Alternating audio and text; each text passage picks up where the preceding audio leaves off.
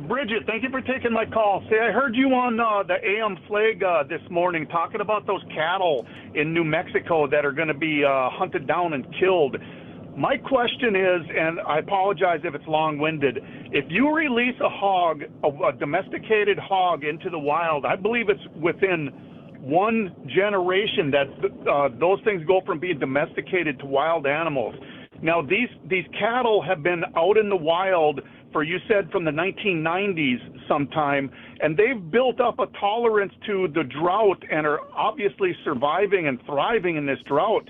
Don't you think that these cattle should maybe be captured and either bred with domesticated cattle, or maybe studied to see if they're doing something or something happened to them so they can withstand drought conditions better than domestic cattle? So, Brian, you are on a great track right there.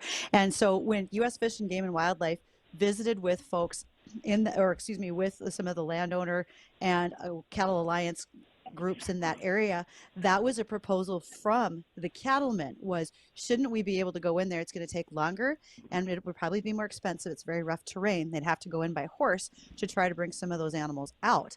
Now, what you said about them being more feral because they've been in there since the 90s, or being feral, could they use some of that genetics? Potentially they could. And that was also a question that some of the cattlemen had, is maybe we should figure this out if these are useful to us in a long-term way. Also, there are studies that are underway. There is a specific gene that has been isolated that cattlemen are starting to use, and they want to be able to transfer across breeds to have better drought tolerance. So it would be a comparison of what we have found in university studies versus what could potentially already be happening in the wild. So I think you pose a great question, and I know that the ranchers in that New Mexico area wanted to know more about it before U.S. Fish and Wildlife went in under pressure of the environmental groups and just did a well, basically, they had 150 fatalities when they knocked out those animals. So thank you for calling, ridiculous. Brian. That was a great question. Thank you. Have a good day. Yeah, you too, Brian. Now, and Bridget, could they have used those for slaughter? I mean, could they have used the meat, or no, because they're feral? Okay, so that's a great question as well. I think that if you think about feral hogs in Texas, which Brian mentioned in his call, a lot of times people don't want to eat those because their meat doesn't taste very good. Okay. That may be the case with these beef animals, but we don't know that yet. I don't think that they have been slaughtered to find out.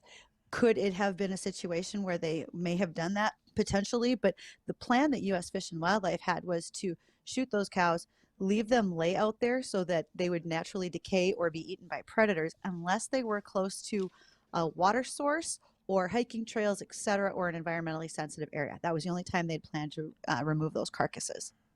Well, that's I think if Brian... That's too bad. Go ahead. No, because I would, really, like you said, why not gather them and do more studies on them instead of just, knocking them off? The pressure was on to get them removed, and I think they wanted to do it faster than what the case might have been in trying to go in and try to round them up and bring them back out. And you may not have been successful in getting them all. Right. They might not be successful in getting them all by shooting them out of a helicopter too. Yeah, that was a really good question. Yeah, it was, and that's true. Why not? And I think Brian had a question on the flag this morning. I kind of stepped in on the back end of it, and maybe it wasn't him. Maybe we were talking about this off mic. That why not use for food just to feed the hungry or for the food bank or something? Use it for something good instead of. And I know, like you said, Bridget, that was their decision, time crunch and whatnot, but.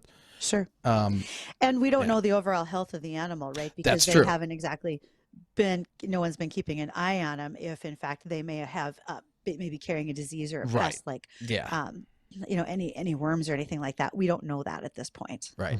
Right. But good questions, I think.